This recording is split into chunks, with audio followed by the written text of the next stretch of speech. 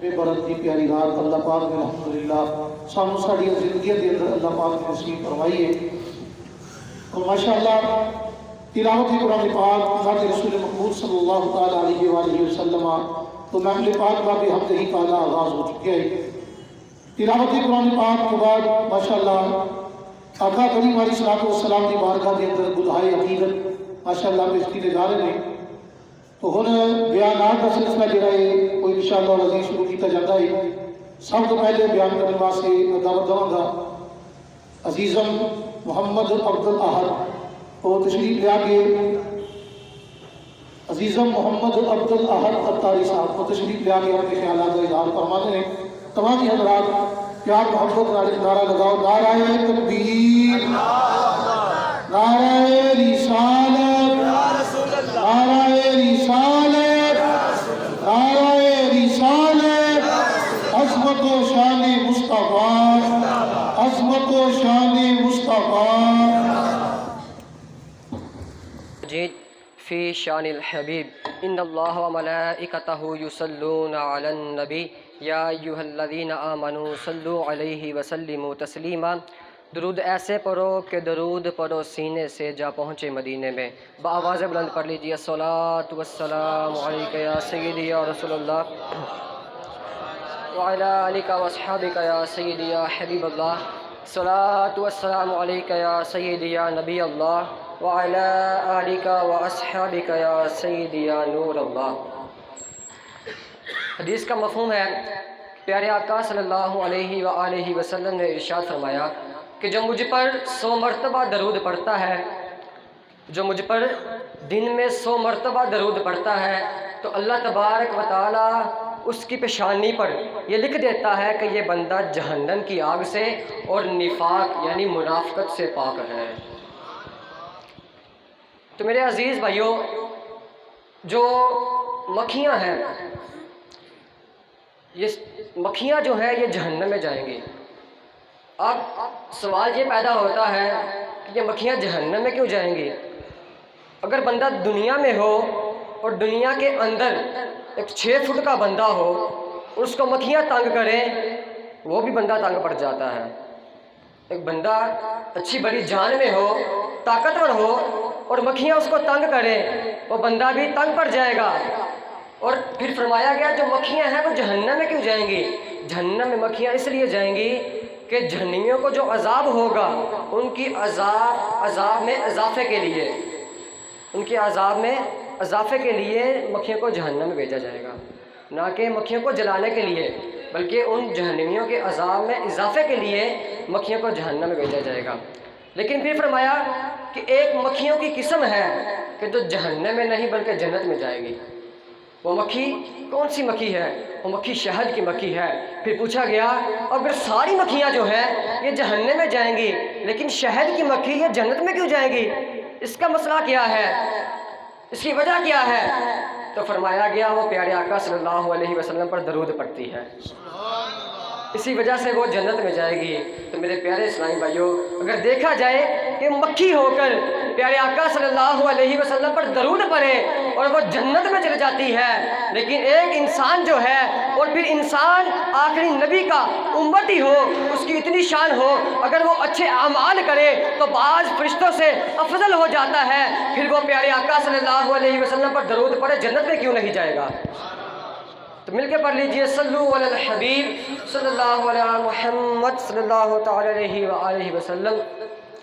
الحمدللہ شب برات کی رات اپنی رحمت برکتیں لٹا رہی ہے، تو اسی کے حوالے سے کچھ باتیں عرض گزار کروں گا۔ اللہ سے دعا ہے کہ میرا سنانا اور آپ کا سننا اپنی پاک بارگاہ میں قبول فرمائے اور اس پر عمل کرنے کی توفیق عطا فرمائے۔ تو اس رات میں پہلے سنتے ہیں اس رات کا مطلب کیا ہے۔ شب برات کا مطلب ہے چھٹکارے کی رات۔ روایتیں مختلف ہیں، چھٹکارے کی رات، مغفرت کی رات اور بخشش کی رات، شفاعت کی رات، مختلف معانی علماء کرام نے اس کے بیان کیے ہیں۔ تو اس رات میں اللہ کا شکر ہے کہ ہم مسجد کے اندر بیٹھے ہوئے ہیں، لیکن کچھ لوگ وہ بھی تو ہیں جو باہر گلیوں میں، بازاروں میں پٹاخے چلا رہے ہوں گے، قسم قسم کے گناہ کر رہے ہوں گے، گھر سے نکلے ہوں گے عبادت کے لیے، لیکن دوستوں کے ساتھ आवारा गर्दी के लिए निकल गए होंगे। तो अल्लाह का शुक्र है कि अल्लाह तबारक व तआला ने हमें ये मौका अता फरमाया कि अपने आगे झुकने की तौफीक अता फरमाए। सबसे पहले ये बात अर्ज़ करूँगा, हदीस का मफ़हूम है कि जो बंदा जिस कौम के साथ मुशाबहत रखता है बरोज़े क़यामत वो उसी के साथ होगा। जो बंदा जिस कौम के साथ मुशाबहत रखता है, मुशाबहत क्या है कि जो कौम जैसा करती है वो देखा देखी उसी तरह ही वो बंदा करे, तो वो क़यामत के दिन उसी के साथ होगा। अब ये पटाखे चलाना जो है, ये पतंगबाजी जो है, ये किन का काम है? ये हिंदुओं का काम है, जिसको वो कहते हैं दिवाली मिलाना। क्योंकि दिवाली पर पटाखे वगैरह वो बजाते हैं, तो ये काम है उनका, काफिरों का काम है। तो जो बंदा उनकी पैरवी करेगा, उनकी तरफ देखा देखी पटाखे चलाएगा या पतंगबाजी करेगा, तो सोचो क़यामत वाले दिन वो उसी के साथ होगा। क्योंकि हदीस का मफ़हूम है जो बंदा जिस कौम के साथ मुशाबहत रखता है क़यामत वाले दिन उसी के साथ होगा। तो हमें गौर करना चाहिए, जो ये कड़े पहनते हैं ये किन के साथ मुशाबहत है? ये कड़े पहनना, ये छल्ले पहनना, ये सिखों का काम है। और डोरियाँ बांधना, ये पीली नीली जो भी है लाल रंग की ये डोरियाँ पहनते हैं, ये किन का काम है? ये हिंदुओं का काम है। तो मेरे प्यारे और मोहतरम भाइयों, हमें गौर करना चाहिए कि हम जो काम कर रहे हैं ये किसकी मुशाबत है? कि ये मोहम्मद अरबी की मुशाबत है या काफिरों की मुशाबत है, या ये मुसलमानों की मुशाबत है या काफिरों की मुशाबत है? अरे तुमने मुशाबत करनी है तो मोहम्मद अरबी की करो। अगर तुमने मुशाबत करनी है आखिर नबी सल्लल्लाहु अलैहि वसल्लम की करो। अरे सिर पर इमामाशी से जाओ, जुल्फे से जाओ, अपने मुँह पर दाढ़ी रखो। अगर तुम मुशाबत करना ही चाहते हो तो नबी की करो, मुँह पर दाढ़ी रखकर नबी पाक सल्लल्लाहु अलैहि वसल्लम की मुशाबत करो, सर पर इमामा से जाकर प्यारे आका की मुशाबत करो, और सर पर जुल्फे रखकर प्यारे आका की मुशाबत करो, और इस्लामी लिबास पहनकर प्यारे आका की मुशाबत करो। अगर तुम प्यारे आका की मुशाबत करोगे तो सोचो क़यामत वाले दिन जन्नत में आका के साथ होंगे। तो अब हमें गौर करना चाहिए कि हमने मुशाबत काफिरों से करनी है या मोहम्मद अरबी से करनी है। तो अब इंसान जो है ये गलतियों का पुतला है, ख़ता का पुतला है। गुनाह तो हमसे हो जाते हैं, लेकिन मेरे प्यारे भाइयों हमने गुनाह कर कर उस पर अड़ नहीं जाना। हमने अल्लाह तबारक व तआला के यहाँ गिर गिरा कर तौबा करनी है।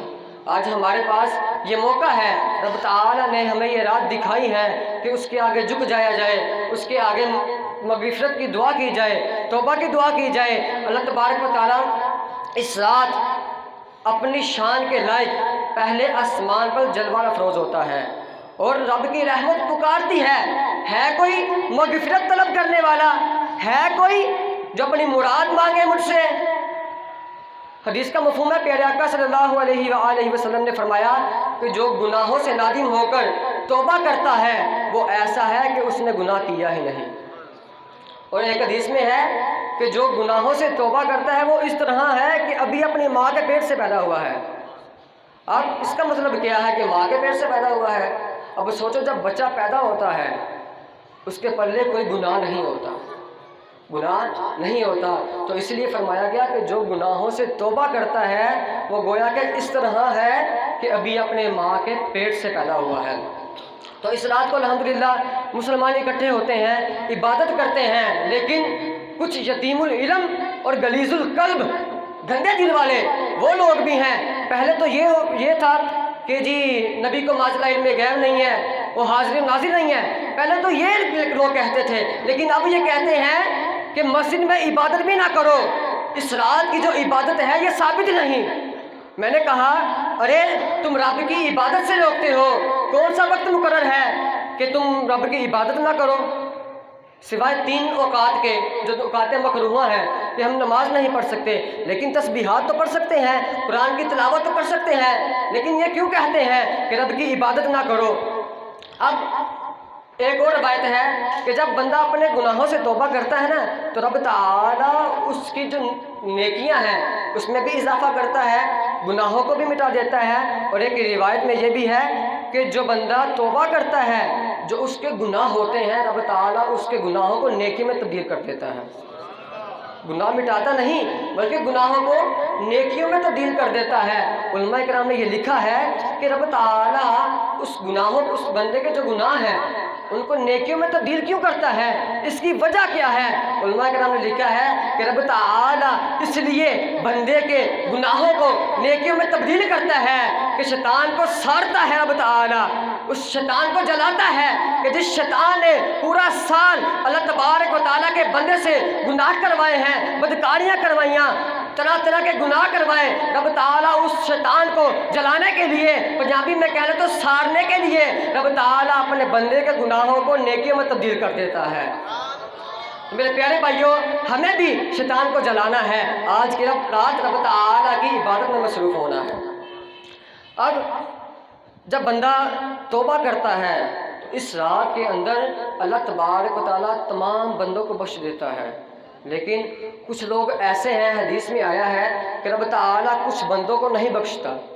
حدیث کا مضمون ہے کہ اللہ تبارک و تعالیٰ سارے گناہ معاف فرما دیتا ہے، لیکن کچھ گناہ ایسے ہیں کہ رب تعالیٰ ان کی بخشش نہیں فرماتا۔ پہلی یہ ہے کہ صلہ رحمی یعنی قطع رحمی کرنے والا محروم ہے۔ دوسرا والدین کا نافرمان جو ہے۔ نمبر 3 پہ دوسرے مسلمان بھائی کی طرف سے اپنے دل میں رنجش رکھنے والا۔ نمبر 4 عادی شرابی جو ہے وہ بخشا نہیں جائے گا۔ تو ان میں سے ہم 2 کا ذکر کرتے ہیں، ایک والدین کی نافرمانی کا اور دوسرے کا مسلمان بھائی کی طرف سے اپنے دل میں رنجش رکھنے والا۔ میرے پیارے بھائیوں، رب تعالیٰ کے ہاں جب اس رات میں بندے کے نامہ اعمال پیش کیے جاتے ہیں، رب تعالیٰ فرماتا ہے میں نے سب کو بخش دیا، لیکن اس کو نہیں بخشا جو اپنے مسلمان بھائی کے لیے اپنے دل میں رنجش رکھے، اس کو نہیں بخشتا۔ تو ایک واقعہ سنتے ہیں کہ ایک دوست جو ہے وہ کسی گاؤں میں جا رہا تھا اپنے دوست سے ملاقات کے لیے۔ اب جب وہ جاتا ہے تو رستے میں اسے ایک شخص ملتا ہے، اس سے پوچھتا ہے اے جانے والے بتا تو صحیح کہاں جا رہا ہے؟ وہ کہتا ہے میں اپنے بھائی سے ملاقات کے لیے جا رہا ہوں۔ اب وہ بندہ پوچھتا ہے کیا تو پیسوں کے معاملے میں جا رہا ہے؟ وہ کہتا ہے نہیں۔ پھر پوچھا جاتا ہے کہ تو کسی اور دنیاوی کام کے لیے جا رہا ہے؟ کہ تو اپنے مطلب کے لیے جا رہا ہے؟ تو کہتا ہے نہیں۔ کہتا ہے پھر کیوں جا رہا ہے اس سے ملنے کے لیے؟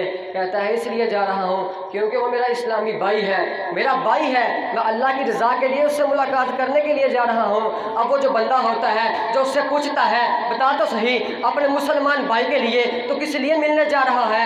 وہ پوچھنے والا اس سے پوچھتا ہے بتا تو صحیح پھر تیرا مقصد کیا ہے؟ وہ کہتا ہے وہ میرا اسلامی بھائی ہے اس لیے جا رہا ہوں۔ وہ آگے سے کہتا ہے میں کوئی بندہ نہیں ہوں، میں رب کا فرشتہ ہوں، تجھے خوشخبری ہے کہ رب تعالیٰ نے تجھے معاف فرما دیا ہے۔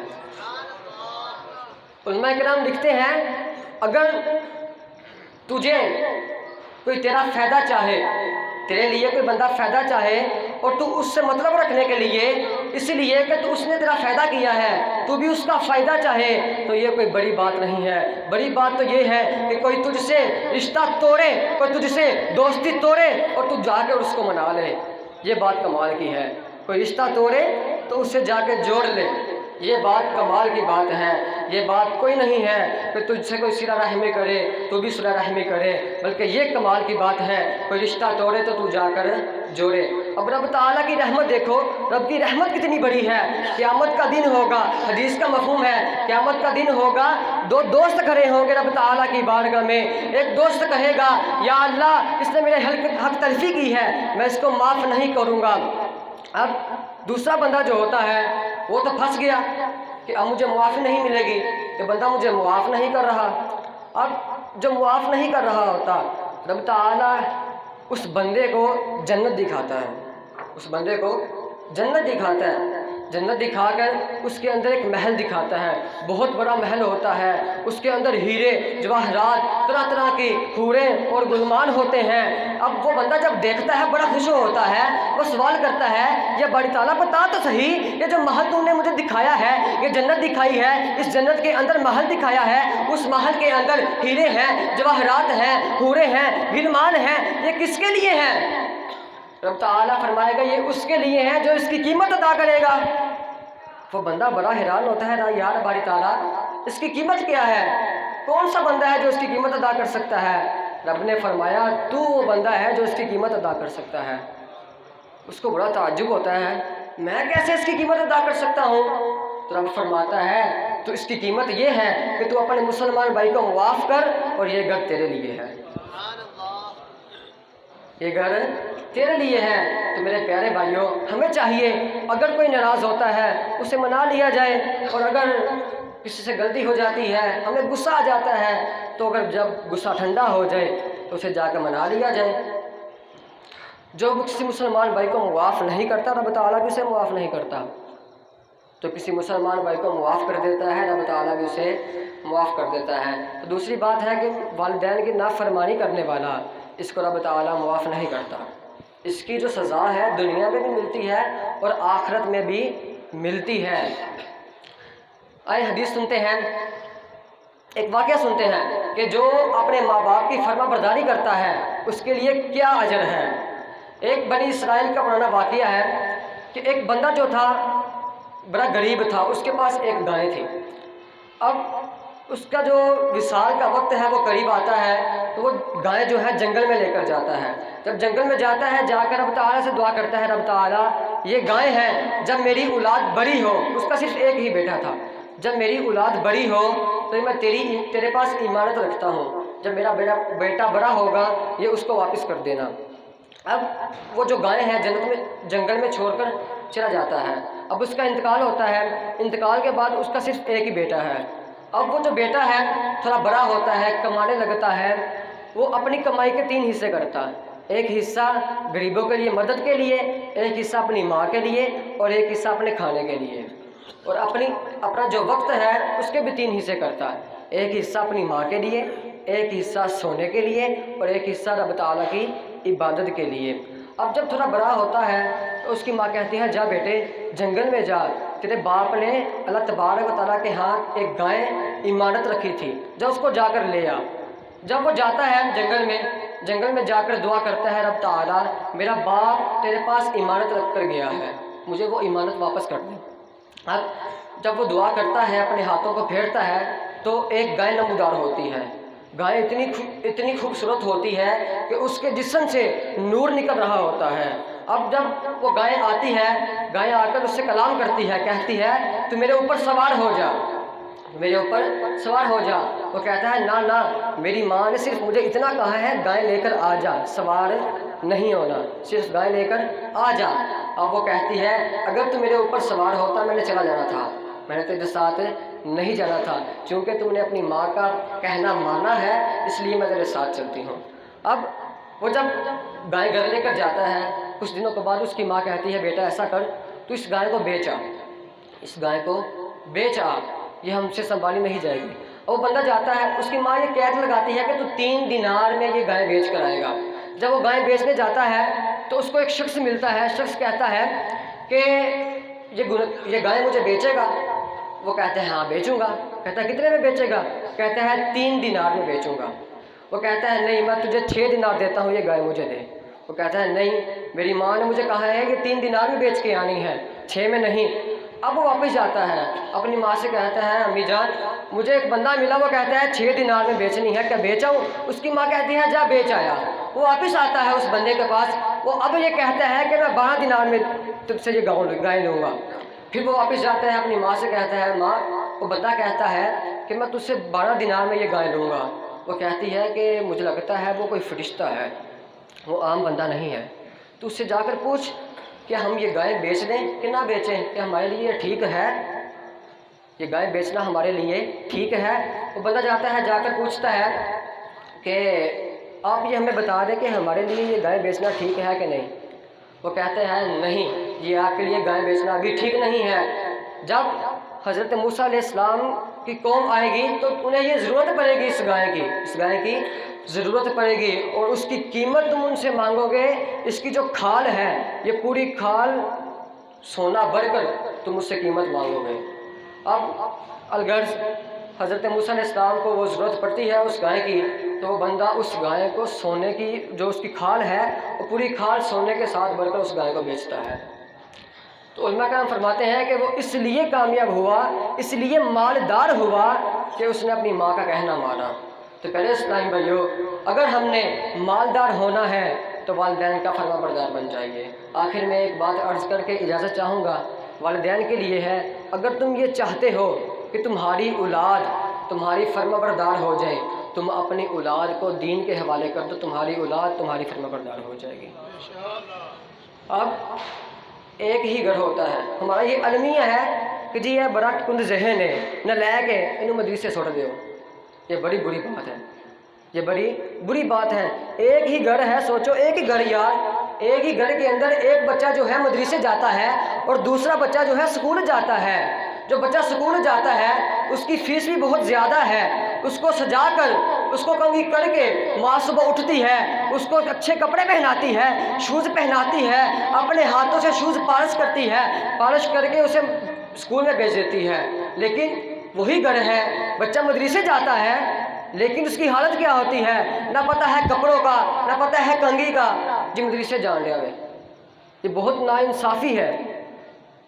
اسی مسجد کے اندر میں نے ایک بچے سے گفتگو کی، بچہ پانچویں کلاس میں پڑھتا ہے، اس سے میں نے گفتگو کی، میں نے پوچھا کون سی کلاس میں؟ وہ کہتا ہے 5ویں کلاس میں۔ میں نے پوچھا فیس کتنی ہے؟ کہتا ہے 7,500 فیس ہے، 7,500 فیس اسکول کی 5ویں کلاس کی۔ سوچو فیس الگ ہے، یونیفارم کے جو پیسے ہیں وہ الگ ہیں، آنے جانے کا کرایہ الگ ہے، شوز کے پیسے الگ ہیں، کھانے پینے کے پیسے الگ ہیں، ٹیوشن جانا ہے اس کے پیسے الگ ہیں۔ یار اتنا خرچہ، یہ عارضی پڑھائی ہے، اس کے لیے اتنا خرچہ ہے۔ سوچو مدرسے میں جب بچہ جاتا ہے کوئی فیس نہیں ہے، اس کے لیے رہائش فری ہے، اس کے لیے کھانا فری ہے، لیکن تم اس کو مدرسے کے حوالے کرنے کے لیے تیار نہیں ہو۔ یہ کیسی ناانصافی ہے؟ ارے اپنے اصل کی طرف آؤ، ہمارا جو مقصد ہے اس کی طرف آؤ۔ بچہ مسجد میں آتا ہے، قرآن پڑھنے کے لیے آتا ہے، لیکن نہ پتہ کپڑوں کا، نہ پتہ بالوں کا، نہ پتہ کسی اور چیز کا۔ بچے سے بدبو آتی ہے تو آتی رہے، جی مسجد میں آیا ہے، قرآن پڑھنے کے لیے آیا ہے، نہیں پتہ اس کا خیال رکھنا ہے، نہیں پتہ اس کے کپڑوں کو دیکھنا ہے۔ ارے بہت ناانصافی ہے۔ پھر کہتے ہیں ہماری اولاد نافرمان ہے، یہ کہنا نہیں مانتا ہے ہمارا۔ ارے جب تم ناانصافی کرو گے، تم یہ کہو گے جن نالائق کے چھوٹ دیا مدرسے، تو پھر وہ کیسے فرما بردار ہوگا؟ جب ہمارا عالمیہ یہ ہے تو پھر ہم شکوے بھی کرتے ہیں، گلے بھی کرتے ہیں، بچہ کہنا نہیں مانتا، حضور دعا کر دیو، دعا کرو اولاد کہنا نہیں مانتی، دعا کرو اولاد پڑھتی نہیں ہے، اولاد کے حافظے کمزور نے۔ جب ہمارے حالات یہ ہیں تو اولاد کے حالات کیا ہوں گے؟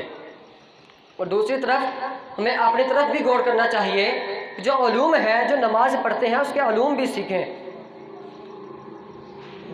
جو لوگ ہیں، میں نے ایسے لوگوں کو دیکھا ہے اسی محلے کے اندر کہ شادیاں ہو چکی ہیں، غسل کرنا نہیں آتا، بچے ہو چکے ہیں، غسل کرنا نہیں آتا۔ سوچو ایسے مسجد میں آتے ہیں، ایسے ہی پڑھتے ہیں، ایسے ہی نماز، ایسے ہی قرآن کو چھونا، ہمارا بھی یہ حال ہے تو اولاد کا کیا حال ہوگا؟ تو ہمیں اپنی طرف غور کرنا چاہیے، اپنے حال پر ہمیں رحم کرنا چاہیے۔ اللہ سے دعا ہے کہ جو سنا ہے اس پر عمل کرنے کی توفیق عطا فرمائے، اور اپنے بچوں کو اچھی تربیت دینے کے لیے انہیں مدرسے میں داخل کروانے کی توفیق عطا فرمائے۔ اور جب بچہ مدرسے میں آئے تو اس کی طرف غور کرنا چاہیے کہ کپڑے کیسے پہنے ہیں یار، بچے سے خوشبو آنی چاہیے، رب کا کلام پڑھنے جا رہا ہے۔ اللہ سے دعا ہے کہ ہمیں عمل کرنے کی توفیق عطا فرمائے۔ وما علیہ الا البلاغ المبین۔